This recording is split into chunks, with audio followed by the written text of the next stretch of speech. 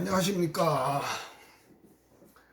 관광자원의 2회 5주차 동영상 강의를 촬영을 시작하겠습니다. 이 동영상 강의를 촬영하는 오늘은 3월 31일 오전 9시 40분입니다. 예, 오늘 요 강좌까지는 안 찍을 거라고 생각을 했는데 찍게 되네요. 그리고 이제는 마음을 비워야 될 것 같아요. 이게 끝도 없고 한도 없습니다. 오늘 아침 학교에 공지사항을 보면 4월, 그러니까 5주차 4월 6일부터 11일까지로 온라인 수업이 연장이 됐고요. 그 다음에 그 다음 주는 임시 휴강이랍니다. 4월 13일부터 4월 18일까지 휴강. 지금 제가 고개를 돌린 건 지금 모니터를 보고 있습니다.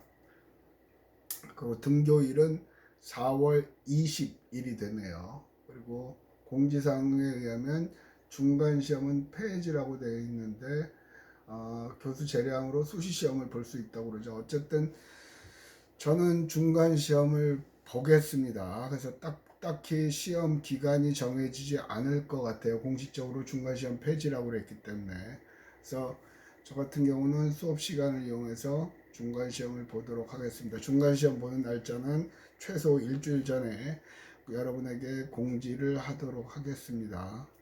그리고 다시 한번 말씀드립니다만은 제 과목은 출석이 굉장히 중요합니다. 그래서 여러분들이 리포트를 그렇게 빡세게 내지 않는 이유도 단순히 출석으로 활용을 하기 위함입니다. 현재로는 제 스마트폰 갖고는 여러분의 출석을 체크할 수가 없습니다. 그러나 이게 연동이 된다고 그러니까 리포트를 제 날짜에 제출하시고, 뭐 리포트를 못 냈는데 날짜를 연기해 주시면 안 돼요. 그런 소리는 그건 부정행위입니다. 그리고 수강 정정을 하셨구나 그런 분들은 정정 이전의 기간은 정정이 완료된 이후부터 출석 체크를 하도록 하겠습니다. 그 이전 거는 다른 과목을 수강을 하다가 그 과목이 문제가 있어서 이 과목으로 옮겨왔다는 전제 하에 출석을 인정합니다. 매번 그렇게 해왔습니다. 일부 학생들은 교수님 그럼 첫날부터 수업 들은 저희는 불공정하지 않습니까? 여러분들은 수업을 들었습니다. 그래서 그런 식으로 할 거고, 이유는 모르겠으나 여전히 동영상이 두 개로 나누어집니다. 그래서 거의 매번인 것 같은데요. 동영상이 두 개가 되어 있습니다. 그래서 두 개의 동영상 모두를 시청을 해 주시기 바랍니다. 오늘도 특별한 일이 없는 한 두 개가 될 것 같죠. 그리고 오늘 아침에 출근을 하다가 출근할 때는 항상 라디오를 틀어놓고 듣거든요. 근데 스포츠 뉴스가 아니라 온통 코로나 뉴스죠. 코로나 때문에 뭐가 연기되고 가장 인상적이었던 거는 뭐였냐면 도쿄올림픽이요. 여러분들도 이 강의를 시청하는 시점에는 도쿄올림픽이 내년 7월인가로 연기가 된 걸 이해를 할 겁니다. 그런데 하고 싶은 얘기는 도쿄올림픽에 관심이 있어서 그런 게 아니고, 도쿄올림픽에 관심이 있어서 그런 게 아니고, 그 올림픽이 연기되니까 어떤 선수들은 환호를 지르고 어떤 선수들은 굉장히 낙담한답니다. 라디오를 옮기면 종목은 모르겠는데 뭐 장대 높이뛰기인가 뭐 호주 선수인가 정확하지 않습니다. 어쨌든 그런데 그 선수는 올해 도쿄올림픽에 참석을 못하게 됐대요. 왜냐하면 임신 때문에 올해 어쩌 임신을 했더나 출산을 했더나 그래서 참석이 불가능했죠. 그런데 내년으로 연기됐기 때문에 생애 마지막 금메달에 다시 한번 도전을 한다 뭐 그런 얘기를 들었고요.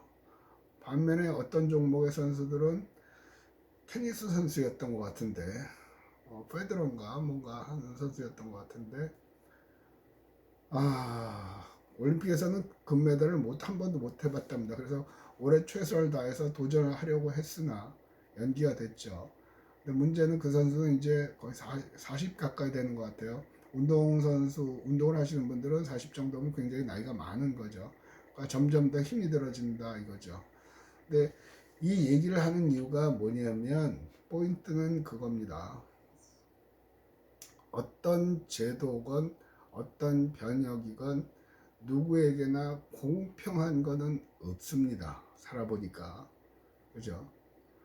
아까도 얘기했지만 어떤 여자 선수는 다행히 연기가 돼서 출전할 수 있게 됐고, 어떤 선수는 그래 죽어라 열심히 했는데 나이가 많은데 또 연기한다고 그러니까 더 힘들어지겠죠.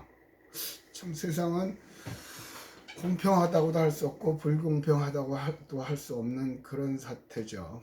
우리나라 같은 경우도 올림픽 축구 선수들은 유일하게 그것만 언더 23, 23살까지 이하만 참석을 할 수 있다고 그래요. 그러나 우리나라 올림픽 대표팀 선수들은 내년이 되면 만 24세가 되는 선수들이 꽤 많은 것 같아요.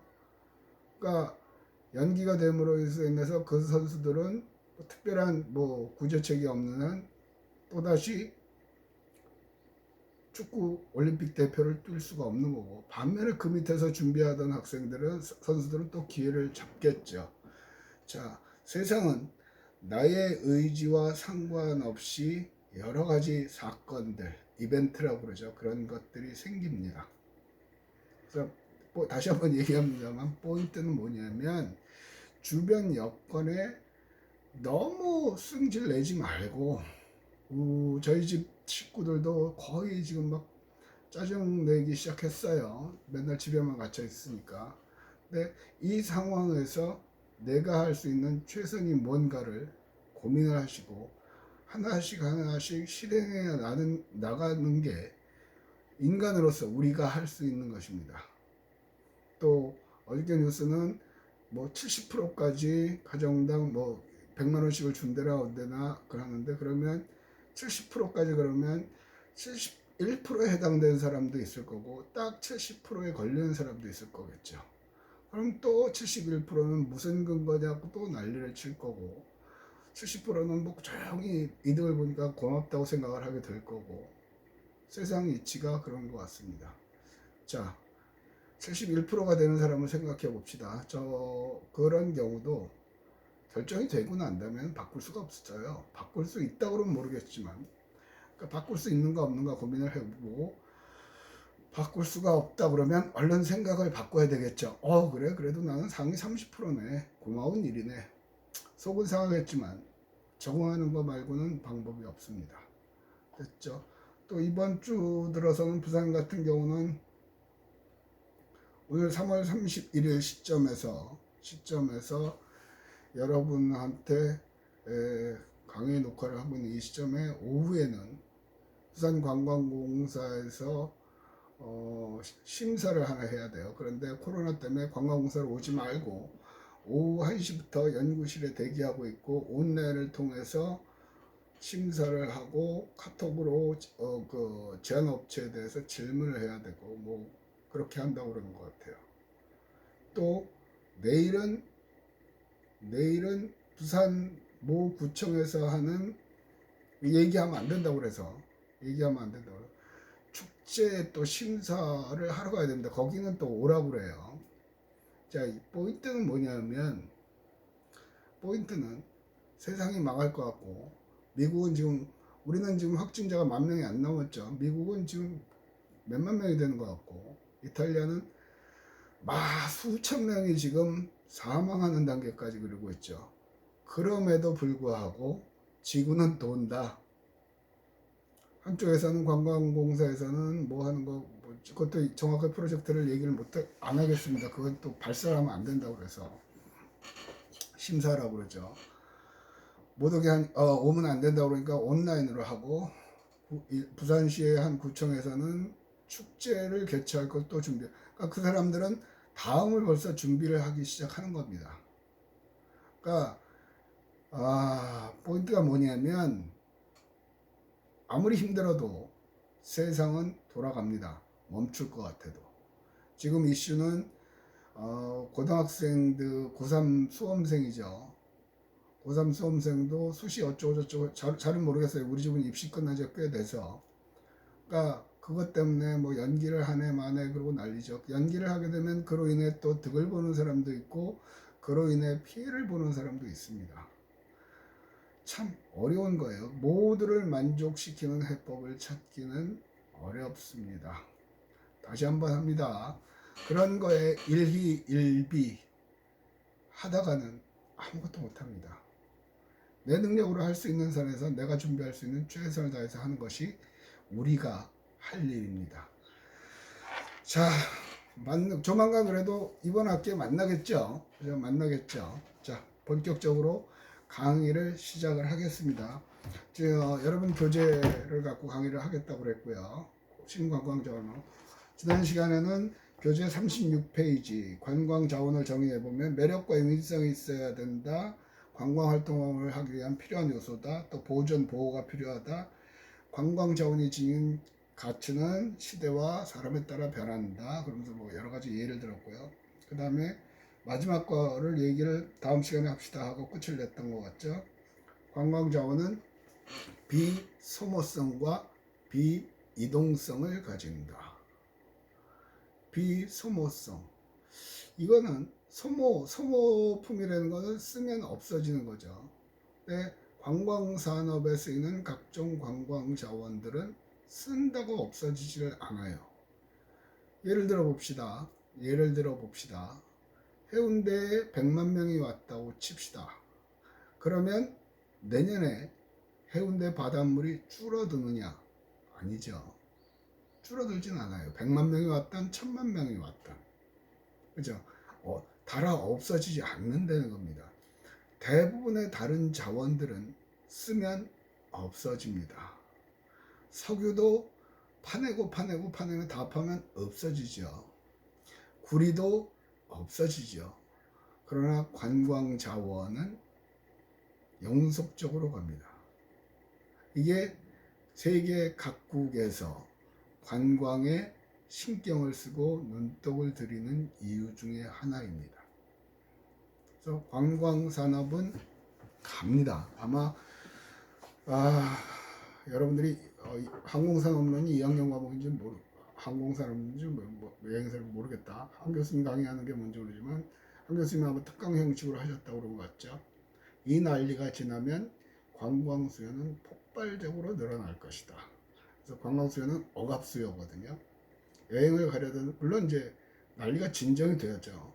지금 당장은 항공사도 망할 것 같고 여행사도 망할 것 같고 심지어 일부는 이미 문을 닫은 여행사도 있고요. 중소 여행사들은. 그러나 이게 끝나면 다시 확 늘어나죠. 그래서 세계 각국은 관광을 위해서 무지 애를 씁니다. 좀 전에 얘기를 했지만 이게 끝날 걸 대비해서 관광공사도 뭘 준비하고 있고 또 부산 구청도 뭘 또 축제를 준비하고 있고 하고 있습니다. 그러니까 그렇게 준비를 하는 사람들은 뭔가를 이뤄내는 거겠죠. 근데 이 상황에서 넋놓고 있으면 안 된다는 얘기 아까 했던 거죠. 그래서 비소모성 달아 없어지지 않아요. 그 다음에 또 중요한 거 비이동성. 자 봅시다. 우리 할아버지가 돌아가셨겠죠. 왜냐하면 우리 아버지는 실향민이죠.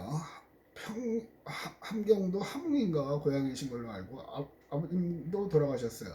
근데 아버지가 병원에 계시다고 전제를 하고 근데 아들 입장에서 보니까 아들이 관광학과 교수야. 근데 아버지가 야 아들아 너 관광학과 교수인데 네 아버지 힘들어 죽겠는데 평생 소원이 금강산 한번 보는 게 소원이다. 그러면 그 금강산을 쫙 들어다가 병원 앞에 갖다 놓을 수 있으면 얼마나 좋겠어요. 불가능하죠. 비이동성입니다. 움직일 수가 없어요. 이게 또 하나의 매력이죠. 그래서 한번 로마는 영원히 그 자리에 있습니다. 해운대는 영원히 그 자리에 있습니다. 영원히. 고로 이것도 관광자원만이 갖고 있는 독특한 성격입니다. 대부분의 사람들 여러분들은 이런 걸 갖고 디립다 외우죠. 관광의 특성, 비이동성, 그건 외우는 거는 필요가 없어요. 요즘 세상에는. 그럼 그게 관광자원에 어떻게 영향을 미치는데, 그래서 어쩌라고 그걸 고민해 보시라는 겁니다. 그걸 고민하는 사람은 살아남습니다. 성공할 수 있습니다. 그러나 드립다 외우시는 분은 그냥 외우세요. 그리고 그냥 그렇게 사세요. 뭐 더 이상 말씀드릴 게 없습니다. 비이성어성과 비이동성으로 만들어 놓으려고 애를 쓰죠. 만들어 놓으려고 새로운 자원을 만들려고 애를 쓰고, 어쨌든 관광자원만의 독특한, 일반 자원과 달리 관광자원만의 독특한 성격을 가지고 있습니다. 그 다음에 이제 여러분 교재 37페이지로 가겠습니다. 37페이지. 이 동영상은 관자 5-1 그리고 또 5-2 두 개로 나눠지겠죠. 반드시 시청을 하시고 리포트를 제출하시기 바랍니다.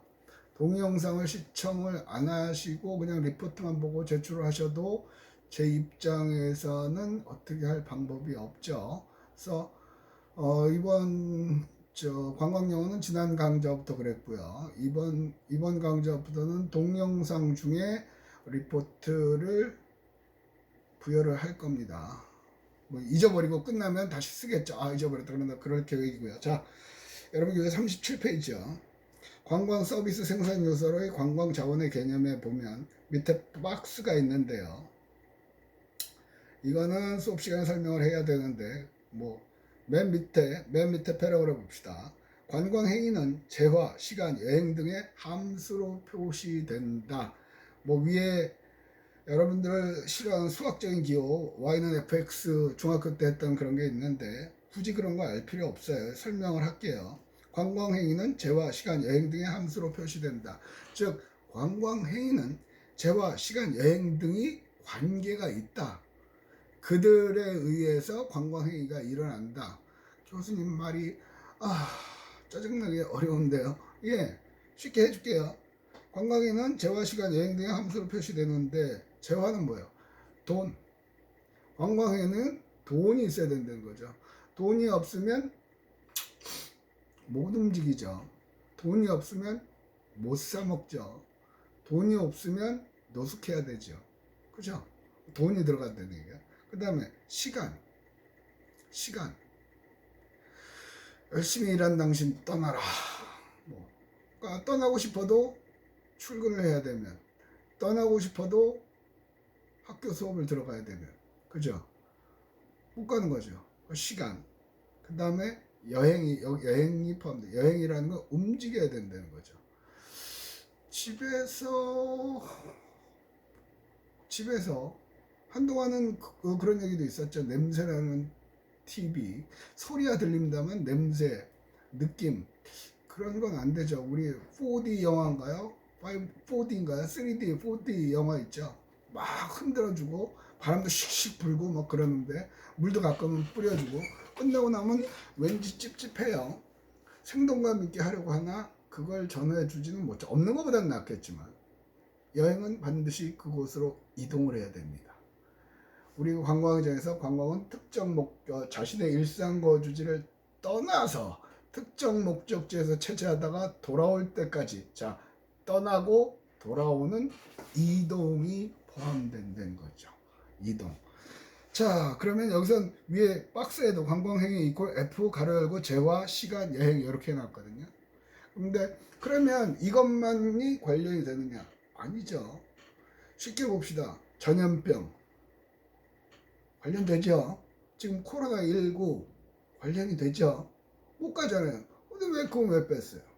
또 날씨, 장마철에 여행 다니기 갈 수는 있으나 만끽할 수는 없죠. 그건 왜 뺐어요?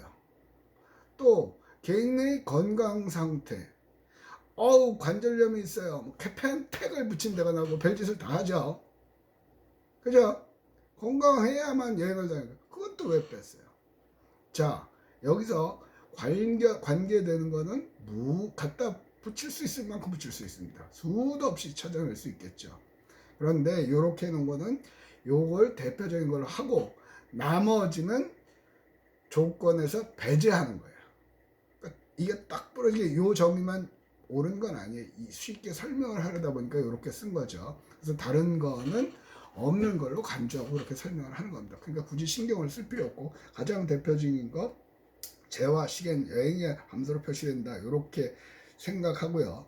그 다음에 밑에 줄 관광행위는 자연적 매력, 인문적 매력, 관광시설 매력, 공급, 처리시설, 편의시설, 인력, 시간, 여행 등 8가지 생산 요소가 적절하게 배합됨에 따라 성립된다. 예. 여기서 가장 중요한 거는 8가지가 중요한 게 아니에요. 8가지가 중요한 게 아니고 매력이에요. 매력. 지난 시간에 했죠. 매력, attractive, 어느 쪽 끄는 힘. 왠지 가보고 싶고, 먹어보고 싶고, 해보고 싶고, 참여하고 싶고, 뭔가 그런 느낌이 나야지 여행을 갈 거 아닙니까? 그죠? 그 매력이 중요한 거죠. 근데 어쨌든 8가지. 근데 그거에 대한 상세 설명은 차근차근 합니다. 자연적 매력부터 설명을 할게요. 자연적 매력이란 폭포, 계곡, 동굴 등 유무형의 자연적 소재를 가리킨다. 자, 유무형의 자연적 소재. 그게 자연적 매력입니다. 여러 부산 분들은 별로 그런 걸 못 느끼는데, 서울 사람들은 바다만 보이면 환장하죠. 우와, 바다다. 저도 연애할 때 그랬던 것 같아요. 그때 처음 대학생일 때인가요? 처음으로 운전을 해갖고 강릉을 간 적이 있었던 것 같거든요. 운전을 하고, 그때는 서울 강릉, 지금은 2시간이면 갑니다만 가는데 5시간, 왕복 10시간이 걸리죠. 근데 그 동해 바다를 보겠다고 10시간을 운전하고 갔다 오는 겁니다. 그게 왜 보는데? 자연적 매력이 있는 거죠. 도시에서 느낄 수 있는 탁 트여진 저 멀리 보이는 수평선. 수평선은 하늘과 물, 바다가 만난 선이죠. 또 지평선. 지평선은 하늘과 땅이 만난 거죠. 우리나라에서는 한 번도 못 봤어요. 물론 있긴 있습니다. 김제 평야에 가면 김제 지평선 축제라는 게 있습니다. 미국 유학 생활일 때 처음 봤거든요. 저는 남부 텍사스로 유학을 갔었는데, 와, 텍사스는 텍사스 주를 벗어나는 데만 5시간 운전을 해야만 벗어날 수 있습니다. 어마어마하게 크죠. 근데 무지 넓어요. 그래서 하늘과 땅이 맞닿은 걸 거기서 처음 봤어요. 와, 기분 묘하더라고요. 순간, 야, 저게 교과서에서 배운 지평선이구나, 그 생각부터 했죠. 와, 느낌이 다르더라고요.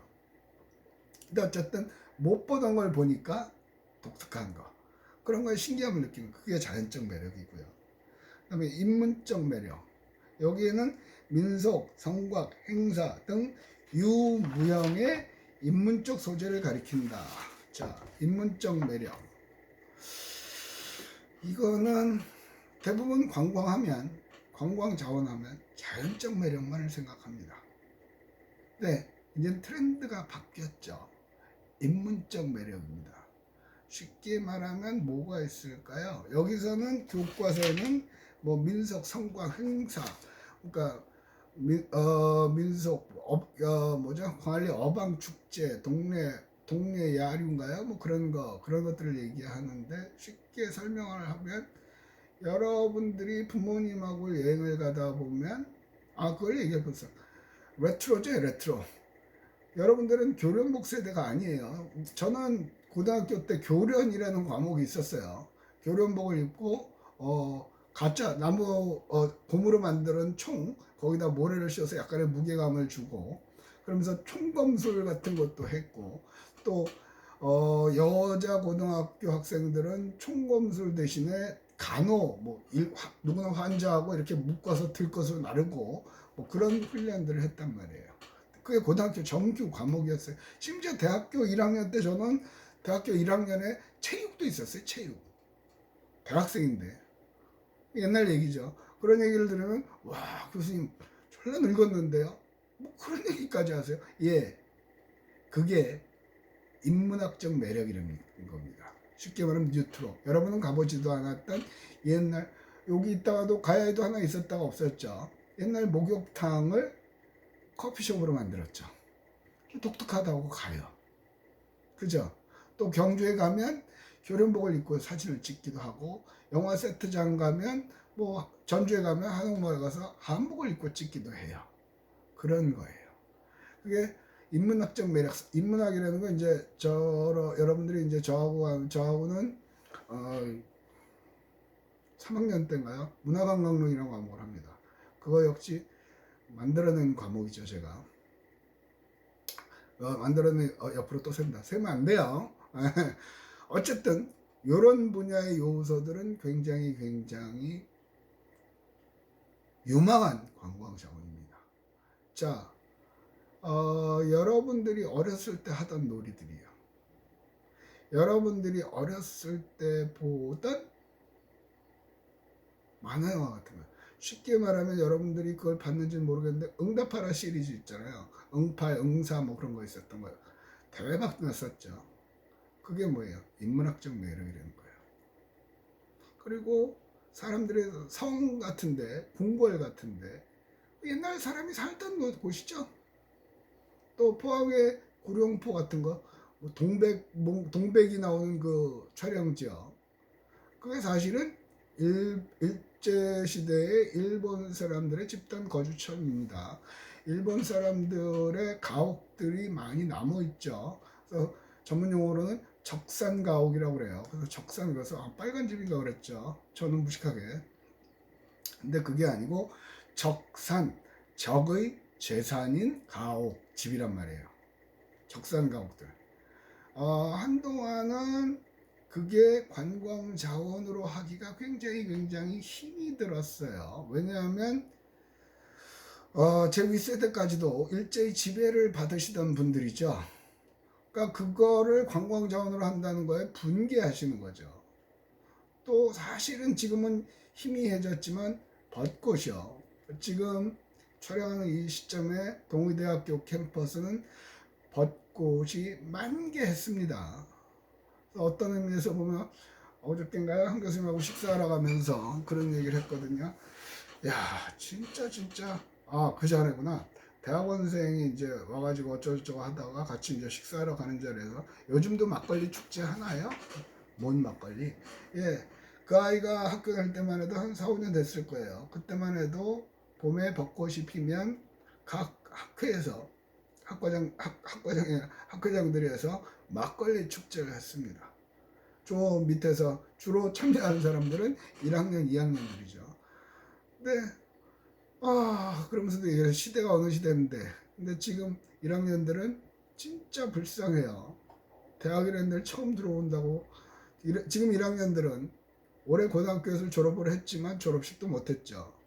대학교 입학식도 없죠. 대학 캠퍼스는 구경도 못 해봤는데 갑자기 인터넷으로 동영상 수업을 하라고 해서 동영상 수업을 들어봤더니 무슨 인강도 아닌 것이 이상하고, 늑다리 교수들은 이상한 리포트만 띠립다 내주기도 하고, 짜증나는 세대들이에요. 불쌍한 세대들이죠. 그러니까 코로나로 인해서 어떻게 보면 제일 많이 피해를 보는 사람들인 것도 같아요.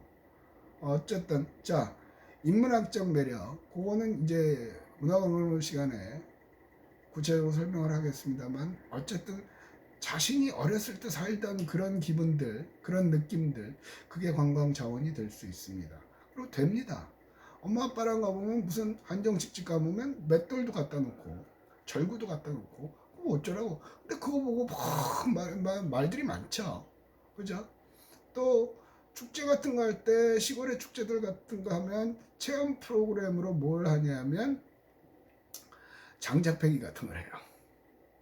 요새 장작되는 집은 거의 없죠. 보일러죠. 가스보일러예요. 그죠? 그런데 그 장작배기, 그러면서 아버지들은 서로 힘 자랑을 합니다. 그걸 제공하는 그 시골의 농가들은 장작배기 체험 참가비 받고요. 그다음에 그 사람들이 다 부시고 가면 그 장작 쌓으면 돼요. 내가 그 사람들 없으면 내가 다 해야 되는데 이쪽으로 돈 버는 거죠. 그죠? 그러니까 지금 말한 그런 것들이 직접 하는 겁니다. 과거에 했던 일들이요. 그러니까 뒤에 가면 이제 아마 심리 행태론 같은 데서 언급이 될 거기 때문에, 이 관광 과목은 교과목이 서로 비슷해요. 그래서 다른 교수님들의 교과목을 침해를 안 하려고 애를 쓰는데 관광의 가장 심리 행태학적으로 특징 중에 하나가 회상입니다. 회상. 과거의 추억. 사람들은 그런 심리가 있단 말이에요. 그래서 심리학 공부도 하면 관광은 굉장히 재미있어요. 재미있는데 어쨌든 됐고요. 그다음에 관광 시설 매력. 자, 지금 했습니다. 자연적 매력, 인문적 매력, 이번엔 시설 매력. 시설 매력은 글자 책을 읽어봅시다. 관광객의 편익 증진에 이바지하기 위해 인공적으로 설치된 것으로 단순한 시설적 기능만을 하는 것이 아니라 그것 자체가 매력과 효율성을 지닐 수 있고 또 진행하기 어쩌고 저쩌고. 책만 읽어보면 되게 뭔 소리인지 모르겠죠. 쉽게 합시다. 거제도에 새로 생긴 관광 자원이 있죠. 순간 지금 갑자기 드는 생각, 이게 뭐 하는 짓인가? 아무도 없는 빈 연구실에서 스마트폰에 비치는 내 얼굴을 보면서 혼자 떠들고 있어요. 이건 미친 짓인 것 같아요. 그래도 어쩌겠어요. 해야죠. 자, 다시 갑니다. 거제도에 가면 대한민국에서 제일 큰 저기가 있죠. 자, 일단 여기서 잠깐 끊을게요.